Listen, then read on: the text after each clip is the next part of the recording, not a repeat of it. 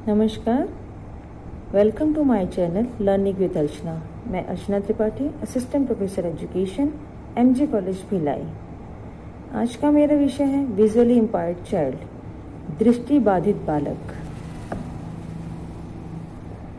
पूर्व की वीडियोस में आपने एक्सेप्शनल चाइल्ड, विशिष्ट बालक के बारे में अध्ययन किया था। उसमें मैंने विशिष्ट बालकों के 5 प्रकारों के बारे में बताया था।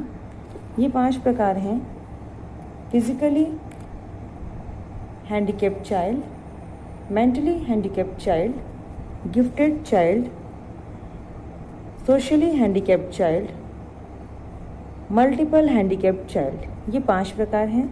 आज का जो हमारा टॉपिक है वो फिजिकली हैंडीकैप्ड चाइल्ड के विषय में है, क्योंकि जो दृष्टिबाधित बालक होते हैं वो शारीरिक रूप से अक्षम होते हैं। तो हम स्टार्ट करते हैं आज का subject. Definition: Visual impairment is defined as the consequence of a functional loss of vision rather than the eye disorder itself। दृष्टिबाधित बालक ऐसे बालकों को कहा जाता है जो देख पाने में असमर्थ होते हैं। साथ ही बालकों की दृष्टि का क्षमता का परिमाण आंशिक अथवा पूर्ण रूप से भी हो सकता है। कई बच्चे ऐसा होते हैं जिन्हें कम दिखाई देता है, या कई बच्चे ऐसे होते हैं जिन्हें बिल्कुल भी नहीं दिखाई देता है, जो धीरे धीरे उनका जो देखने की क्षमता होती है वो कम होती है, या तो फिर उनके में जो नेत्र में है कुछ ना कुछ परेशानी या कोई बीमारी हो सकती है, जिसकी वजह से भी दृष्टिबाधित बालक की दृष्टि क्षमता कमजोर हो जाती है या खत्म हो जाती है। इन्हें दृष्टिबाधित बालक कहा जाता है। अब हम देखेंगे कितने टाइप्स होते हैं दृष्टिबाधित बालकों के। There are 2 types of visual impairment. First है पार्शियली साइंड, सेकेंड है टोटली ब्लाइंड। पार्शियली साइंड का मतलब होता है आंशिक रूप से दृष्टिबाधित। वे बालक जो दृष्टि संबंधी दोष से असमर्थी होते हैं, तथापि वे पढ़ सकते हैं। इसे निम्न प्रकार समझा जा सकता है। पार्शियली साइंड आपको जैसे नाम से पता चल रहा है, आंशिक रूप से, वह पूर्ण रूप से दृष्टिबाधित नहीं होते। उन्हें ग्लासेस की मदद से या लेंसेज, कॉन्टेक्ट लेंस की मदद से दिखाई देता है हल्का हल्का। बहुत परेशानी होता है, 20 फीट जो होता है उसकी दूरी को देखने में भी तकलीफ होती है। इसी में सेकंड है आंशिक रूप से दृष्टिबाधित बालक जो होते हैं, वो है सेकंड है वे बालक जो गंभीर या बढ़ने वाली दृष्टि संबंधी कठिनाइयों से पीड़ित होते हैं। आंशिक रूप से जो दृष्टिबाधित होते हैं वे बालकों में ऐसे बालक भी होते हैं जिसका दृष्टि के जो देखने की क्षमता है वो धीरे धीरे कम हो रही हो, मतलब कोई बीमारी हो, जैसे ग्लूकोमा एक हम बीमारी को लेते हैं, इसमें धीरे धीरे देखने की क्षमता कम होती जाती है, आंख में से विजन खत्म होने लगता है धीरे धीरे। तो अगर ऐसी कोई समस्या है तो भी वो आंशिक रूप से दृष्टिबाधित होता है, क्योंकि वो इसका विजन जो है धीरे धीरे खत्म होता है। पूरी तरह से वो ब्लाइंड नहीं होता है, उन्हें हल्का हल्का धुंधला सा दिखता है। नेक्स्ट है वे बालक जो नेत्र संबंधी रोगों से पीड़ित हैं, या वे रोग जो नेत्र विकार उत्पन्न, आई की प्रॉब्लम है, या बहुत ज्यादा टीवी वगैरह देखने से, या कुछ ज्यादा तेज प्रकाश में काम करने से साइट उनकी कमजोर हो जाती है। आई साइट जो होता है, आई विजन कमजोर हो जाता है। फिर वो ग्लासेस वगैरह की मदद से वो देखने की कोशिश करते हैं, पर एक टाइम बाद जब ग्लासेस एक रेंज तक ही हम ग्लासेस को लगा सकते हैं और विजन आईज में रहेगा, तब तक ही हम ग्लासेस की मदद से देख सकते हैं। एक समय बाद ऐसा होता है कि नेत्र विकार की वजह से उनकी जो विजन होती है वो खत्म हो जाती है। तो इसमें भी हम उन बच्चों को जो धीरे धीरे उस तरफ बढ़ रहे हैं, ब्लाइंडनेस की तरफ बढ़ रहे हैं, इन सभी बच्चों को हम पार्शियली साइट्स बोलेंगे, आंशिक रूप से दृष्टिबाधित बालक कहेंगे। फिर नेक्स्ट है हमारा गंभीर रूप से टोटली ब्लाइंड। सेकेंड टाइप है हमारा टोटली ब्लाइंड। इसका मतलब होता है गंभीर रूप से दृष्टिबाधित बालक। गंभीर रूप से दृष्टिबाधित बालक वे बालक होते हैं जिन्हें बिल्कुल भी दिखाई नहीं देता है। इन बालकों को एजुकेशन देने के लिए हमें ब्रेल लिपि की सहायता से इन्हें पढ़ाया जाता है। साथ ही इनको श्रव्य यंत्रों का प्रयोग के द्वारा भी शिक्षण दिया जा सकता है। इनकी दृष्टि क्षमता जो होती है वह 2/20 होती है। मतलब अगर आंशिक रूप से दृष्टिबाधित बालक हैं तो वो 20 फीट तक की दूरी मैक्सिमम देख सकता है, परंतु ये जो होते हैं बालक, ये पूर्ण रूपेण ब्लाइंडनेस की कैटेगरी में आते हैं, तो ये 2 फीट तक की दूरी को भी बिल्कुल नहीं देख पाते हैं, और चलने में भी इनको छड़ी की सहायता लेनी पड़ती है या किसी और व्यक्ति के ऊपर ये डिपेंडेंट होते हैं। ये जो बालक होते हैं ये अपनी दृष्टि जो होती है पूरी तरह से खो चुके होते हैं, मतलब इनकी में दृष्टि क्षमता नहीं होती है। ये इनकी एक बहुत बड़ी परेशानी होती है। साथ ही इन बालकों को जो इनका एरिया है या जो इनके मतलब विकास का चरण है वो भी बहुत लिमिटेड होता है। नेक्स्ट है हमारा identification of visually impaired child. Identification से तात्पर्य है कि किस तरह से हम इन बालकों की पहचान कर सकते हैं। एक क्लासरूम में जब हम समावेशी शिक्षा की बात कर रहे हैं कि हमें शिक्षा समावेशी करनी है, सभी बालकों को एक जगह एक स्थान पर बुला के और एक जैसे माहौल में वातावरण में हमें शिक्षा देना है। जब इन ऐसी शिक्षा की हम बात करते हैं उस समय हमें पहचान आनी चाहिए। एज अ टीचर हमें यह आना चाहिए कि वो बालक जो दृष्टिबाधित हैं उनकी पहचान किस तरह से की जाए। तो सबसे पहले हम इसमें देखते हैं कांस्टेंट आई रबिंग और क्रोनिक आई रेडनेस। बार बार वह बालक आई को अपनी आँखों को रब करता है या बार बार पलकें झुकाता है, बार बार वो आँख पलकें झुका रहा है, आँखों को बार बार रगड़ रहा है, मतलब देखने में उसको समस्या हो रही है। साथ ही उसके आँखें लाल हो जाती हैं ज़्यादा प्रेशर देके अगर देखते हैं। अगर हम बच्चों को कुछ पढ़ा रहे हैं, ब्लैक बोर्ड पे हमने कुछ लिखा है, तो बच्चे जब उसको ध्यानपूर्वक देखेगा, अगर वो दृष्टि दोष से बाधित है, दृष्टि दोष वाला बच्चा है, तो उसे ये सिम्टम्स दिखाई देंगे। नेक्स्ट है एक्सट्रीम लाइट सेंसिटिविटी। अगर लाइट जो होता है एक्सट्रीम लाइट सेंसिटिविटी मतलब कि लाइट जो प्रकाश जो आता है उससे भी बहुत सेंसिटिव हो जाता है। कई बार ऐसा होता है कि एकदम प्रकाश पड़ने से अचानक से उसकी आंखों पे उस आंखें पलक झपकाने लगता है वो बच्चा, या कंफर्टेबल वहाँ फील नहीं करता है, आंखें एकदम छोटी छोटी करके वो देखने लगता है, वो नॉर्मल बिहेव नहीं करता वहाँ पे। ये भी एक सिम्टम्स हो सकता है। नेक्स्ट है स्क्विंटिंग, क्लोजिंग आइज और रबिंग आइज।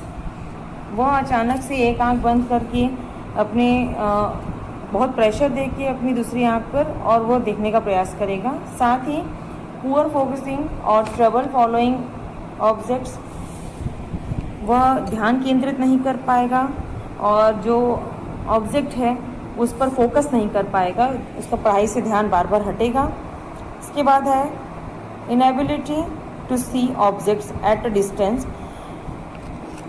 उसे जो दूर की चीज़ें हैं उसको देखने में परेशानी होगी। जब दूर की वस्तुओं को देखेगा तो उसे शरीर में तनाव आएगा और बहुत ज़्यादा वो डिप्रेस्ड लगेगा फेस से हमको, वो भी हमको ध्यान देके रखना है।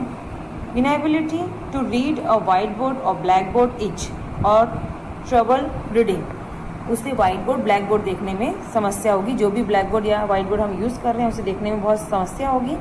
साथ ही वह जब हम उसे पढ़ने के लिए देंगे, पढ़ने के लिए कोई भी सामग्री देंगे तो उसे पढ़ने में बहुत तकलीफ होगी। इसके साथ ही अन्य प्रकार के भी हमको पहचान दिखाई देती है, जैसे आँखों से पानी आना।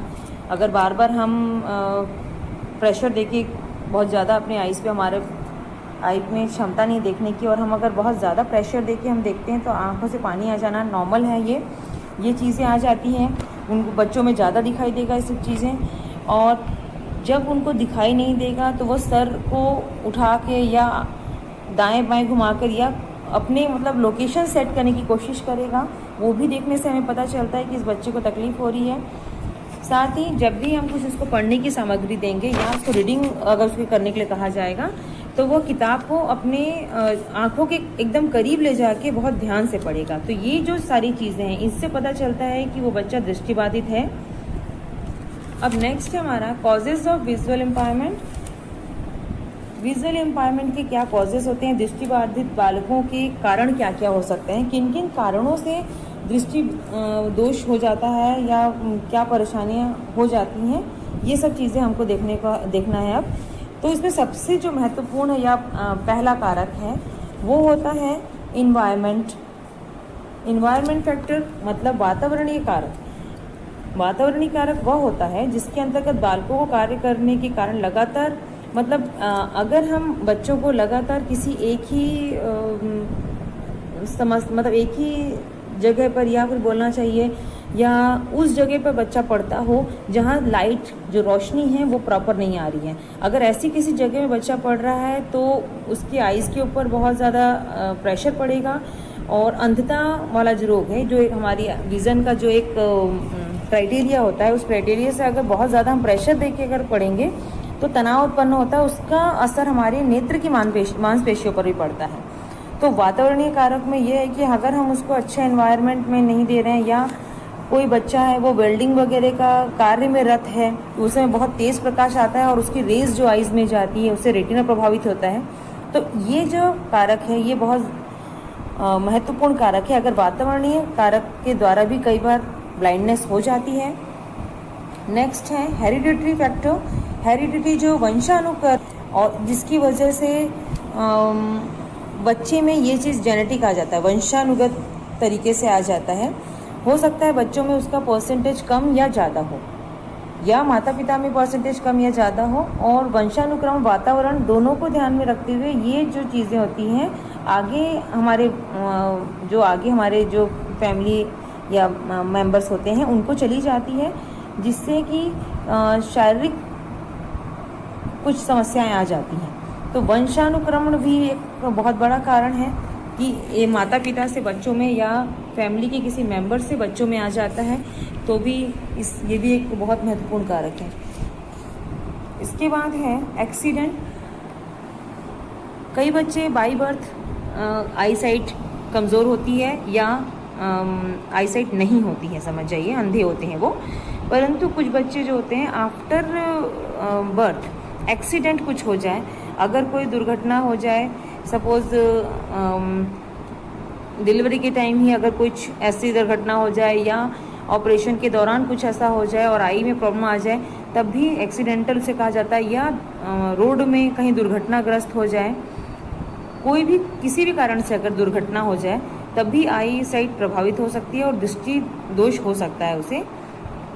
इसके बाद है अनबैलेंस्ड फूड हैबिट्स। असंतुलित भोजन के प्रयोग से, अगर जैसे आप आजकल हम देख रहे हैं कि अभी जो करंट सिनेरियो है उसमें बहुत ज़्यादा ही फास्ट फूड का चलन चल रहा है, तो इन सब चीज़ों से भी जो हमारा भोजन है वो संतुलित नहीं होता है।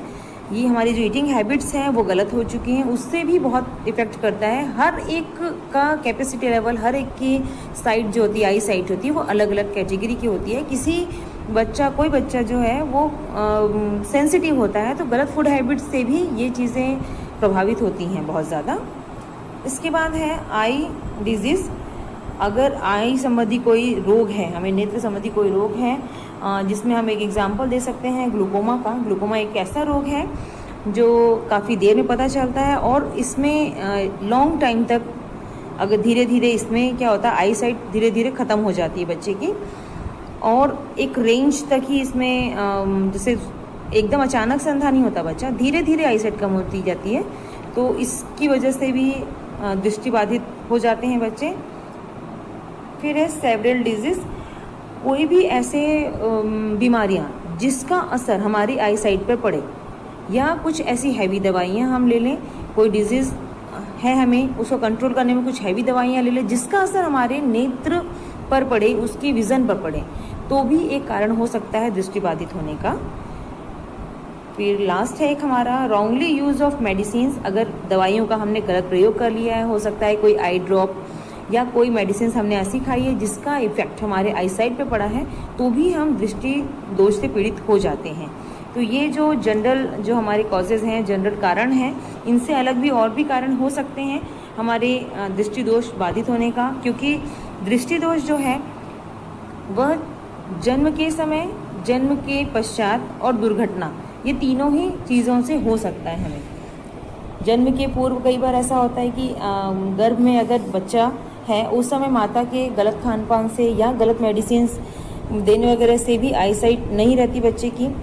जन्म के पश्चात, मतलब जन्म के समय बोलना चाहिए, जन्म के समय अगर ऑपरेशन से हो रहा है बच्चा, या वैक्यूम वगैरह से बच्चे को निकाला जा रहा है, या किसी भी कारण से जन्म के समय अगर कुछ एक्सीडेंट वगैरह हो जाता है, कुछ ऑपरेशंस में या डिलीवरी में कुछ प्रॉब्लम होती है, तब भी बच्चे की आई साइट प्रभावित हो सकती है।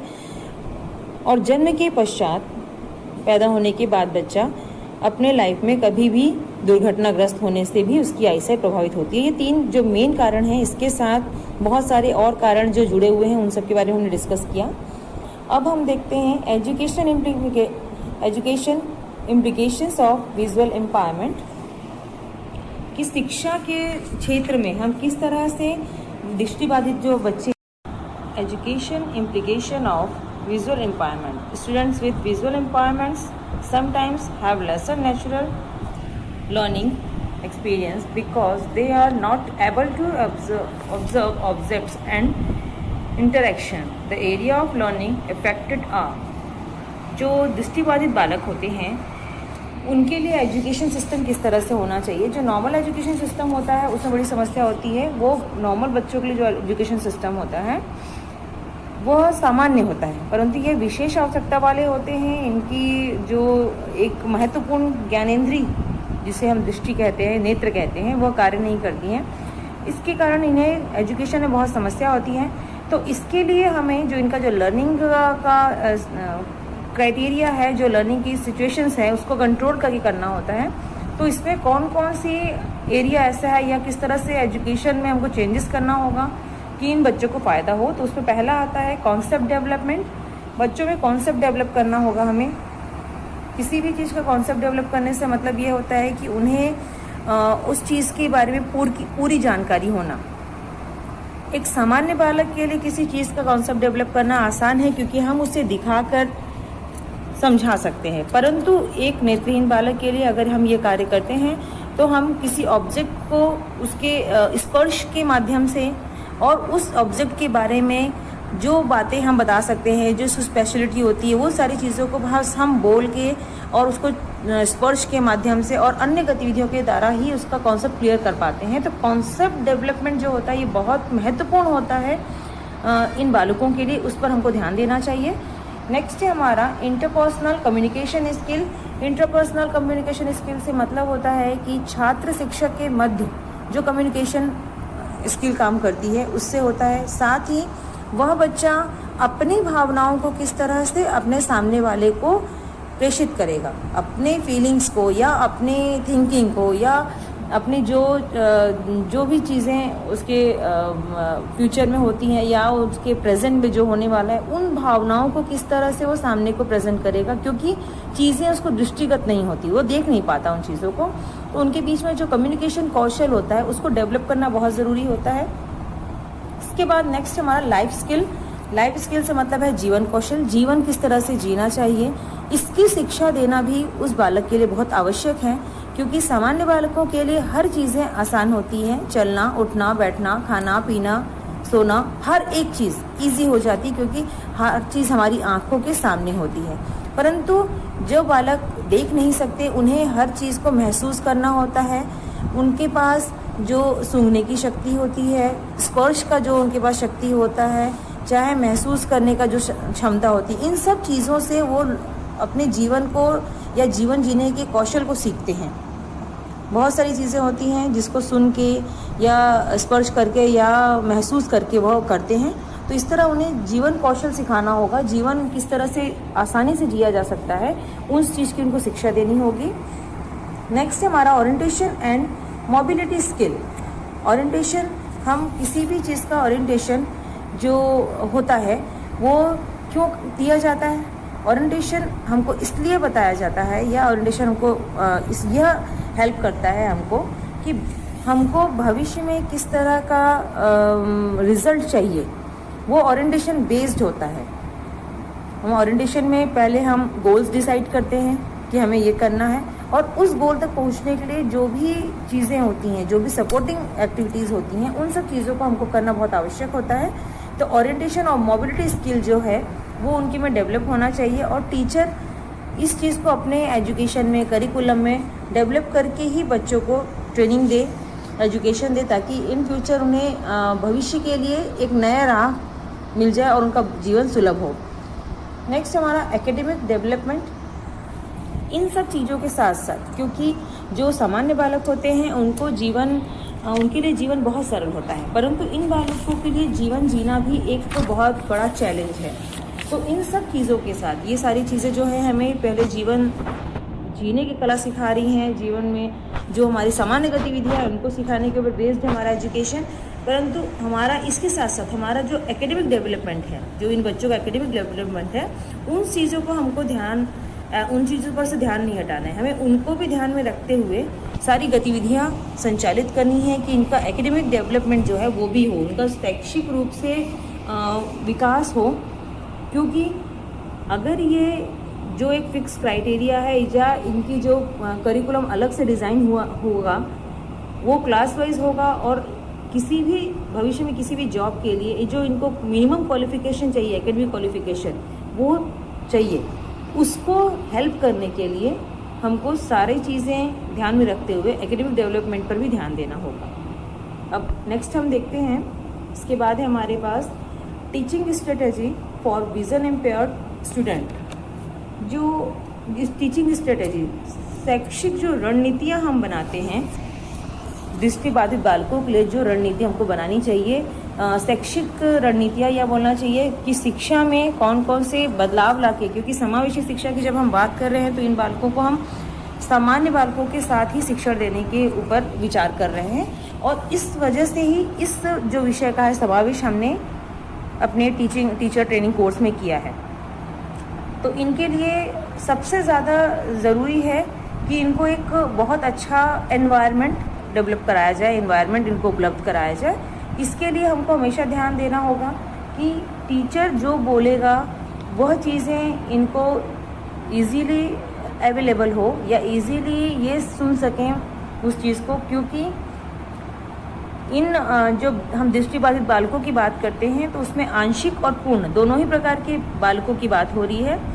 तो यदि कोई बालक आंशिक रूप से दृष्टिबाधित है तो उसके लिए टीचर को ये ध्यान देना चाहिए कि वो front seat of visual impaired student, पहला सीट जो होगा या सामने की जो रो होगी वो क्लियर दिखाई नहीं देगा, और अगर क्लियर दिखाई नहीं देगा तो कम्युनिकेशन गैप होगा और उनकी जो लर्निंग है वो प्रॉपर नहीं हो पाएगी। तो इस पर हमको ध्यान देना है। Next, audio visual presentation and demonstration. हमें सुनने देखने वाले प्रेजेंटेशन तैयार करने हैं।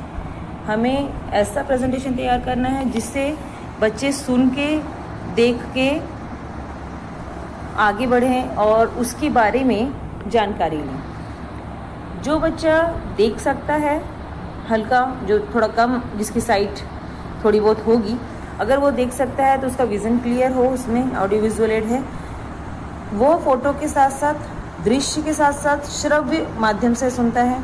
जिन बच्चों को आईसाइट में ज़्यादा प्रॉब्लम है वो जो है वो सिर्फ सुनने वाले उपकरण को उपयोग करेंगे या जो वीडियो दिखाया जाएगा उसमें बोला भी जाएगा, तो उस चीज़ से डेमोन्स्ट्रेशन मतलब किसी चीज़ की कलाकृति या काल्पनिक चित्र प्रस्तुत करना। तो हमें अपना प्रेजेंटेशन, एक टीचर को अपना प्रेजेंटेशन ऐसा देना है कि जिस भी चीज़ के बारे में, जिस भी ऑब्जेक्ट के बारे में बताया जा रहा है कक्षा में, वह दृष्टिबाधित बच्चा उस ऑब्जेक्ट के बारे में एक काल्पनिक चित्र अपने अंतःकरण में स्थापित कर सके। इस चीज़ का ध्यान देना है। नेक्स्ट है ब्रेल मटेरियल। जो बच्चे पूर्णतः दृष्टिबाधित होते हैं या जो ब्लाइंड होते हैं उनके लिए ब्रेल लिपि एक है। उस ब्रेल लिपि के माध्यम से, क्योंकि उसके अक्षर जो होते हैं वो उभरे हुए होते हैं, जिसे महसूस किया जा सकता है हाथों के स्पर्श से, तो ये बच्चे उस लिखावट को महसूस करते हैं और हाथ रख के उस चीज़ को पढ़ते हैं। तो इस चीज़ का भी अपने कक्षा में या स्कूल में इस चीज़ का होना बहुत आवश्यक है। ऐसे बच्चों के लिए इसकी व्यवस्था करना है। नेक्स्ट है handouts, teaching materials. Teaching materials जो होंगे, हैंडआउट्स जो होते हैं, जो शॉर्ट में आपके जो पूरे समरी है आपके लेसन का, उसको शॉर्ट में बच्चों को देने के लिए हैंडआउट्स बनाए जाते हैं। जो इम्पॉर्टेंट पॉइंट्स के हैंडआउट्स होते हैं वो मटेरियल होना चाहिए इन बच्चों के लिए कि ये श्रवण के माध्यम से, श्रवणेंद्रिय के माध्यम से इन हैंडआउट्स को रीड कर सकें, टीच कर सकें और उससे सीख सकें। नेक्स्ट है equal opportunity in classroom. Classroom में सभी बच्चों को समान अवसर प्रदान करने चाहिए, सभी को अपॉर्चुनिटी समान मिलनी चाहिए। इन बच्चों के साथ कोई भेदभाव नहीं किया जाना चाहिए। अगर कोई बच्चा दृष्टिबाधित है और उसे किसी भी कंपटीशन में या किसी एग्ज़ाम में फ़ाइट करने का अगर उसे मन है, तो टीचर को उसके लिए थोड़ी लिबरल होके उसके लिए अलग से सुविधाएं उपलब्ध कराना है और उसे पार्टिसिपेशन का मौका देना है, अपॉर्चुनिटी देना है उसे। नेक्स्ट है पॉजिटिव इनकरेजमेंट। टीचर को हमेशा ऐसे बच्चों के साथ पॉजिटिव रहना होता है, उन्हें सकारात्मकता के साथ आगे इनकरेज करना है, हर चीज़ के लिए उनको उत्साहित करना है। इंटरेक्शन विथ नेम, जब भी आप कोई भी बच्चा इस टाइप का आपके कक्षा में हो तो टीचर को ये स्ट्रेटजी अपनानी चाहिए कि उन बच्चों पर विशेष ध्यान देना है और उन बच्चों के नाम अवश्य ही रूप से याद रखने चाहिए, क्योंकि अगर किसी बच्चे को हम उसके आइडेंटिटी से पुकारते हैं तो वह बच्चा बहुत प्राउड फील करता है। उसे लगता है कि उन 40 बच्चों में, कक्षा में 30-35 या 40 बच्चे जो भी होते हैं, उन बच्चों में उसकी एक अलग आइडेंटिटी है जो उसके नाम से जानी पहचानी जाती है। तो अगर हम कोई टीचर अगर बच्चे को, ऐसे बच्चों को उनके नाम से इंटरेक्ट करके बात करता है उनसे, तो इंटरेक्शन बहुत अच्छा होता है, साथ ही बच्चों की में पॉजिटिविटी आती है। नेक्स्ट है proper arrangement of classroom. Proper arrangement, जैसे हमने कहा कि फ्रंट सीट देना चाहिए, साथ ही ये भी ध्यान देना चाहिए कि उसे देखने में परेशानी तो नहीं हो रही, जिस जगह पर वो बैठा है वहाँ से पर्याप्त लाइट, मतलब रोशनी की पर्याप्त व्यवस्था है कि नहीं, या वहाँ से वाइट बोर्ड, ब्लैक बोर्ड जो भी हमारा है जिस पर हम कार्य करते हैं वो उसे प्रॉपर दिख रहा है कि नहीं, ये प्रॉपर अरेंजमेंट होना चाहिए। साथ ही क्लासरूम के बच्चों को उनको साथ में लेके चलने का एक गुण होना चाहिए, प्रजातांत्रिक नेचर होना चाहिए टीचर का। साथ ही बच्चों में सहानुभूति का या सहयोग की भावना डेवलप करना चाहिए कक्षा में इन बच्चों के साथ में। सबसे लास्ट और सबसे महत्वपूर्ण जो पॉइंट है, हैव पेशेंस। ऐसे बच्चों को सिखाने में बहुत टाइम लगता है क्योंकि ये सामान्य नहीं है। सामान्य बालकों को समझाना आसान होता है, उनके साथ मेहनत कम करनी होती है, परंतु इन बच्चों के साथ एक ही चीज़ को 8 से 10 बार हमको समझाना पड़ सकता है और हो सकता है कि बार बार हमें आखिरी दिन तक इसे समझाना पड़े। तो एक टीचर में बहुत सा पेशेंस होना चाहिए, धैर्य होना चाहिए इनको समझाने के लिए, क्योंकि ये बच्चे समय मांगते हैं हमसे और हमारा अटेंशन मांगते हैं। तो ये एक चीज़ भी टीचर्स में होनी चाहिए। Thank you very much. अभी का जितना हमने टॉपिक डिस्कस किया, दृष्टिबाधित जो बालक हैं उनके शैक्षिक प्रावधानों के साथ साथ हमने उनके कितने पार्ट होते हैं, गवर्नमेंट ने उनको किस तरह से कैटेगराइज किया है, दृष्टिबाधित होने के क्या क्या कारण हैं, कैसे लक्षण इनमें पाए जाते हैं और साथ ही कक्षा में इनके साथ कैसा व्यवहार करना चाहिए, इन सभी टॉपिक्स पे हमने डिस्कस कर लिया है। इन फ्यूचर हम इस वीडियो से रिलेटेड जो शैक्षिक प्रावधान गवर्नमेंट ने इन्हें दिए हुए हैं, जो गवर्नमेंट ने इनको राइट्स दिया हुआ है, उनके बारे में जो पॉलिसी और मैनेजमेंट हमारे गवर्नमेंट ने इसके लिए निर्धारित की है, उस विषय पर हम विस्तृत अध्ययन करेंगे। Thank you.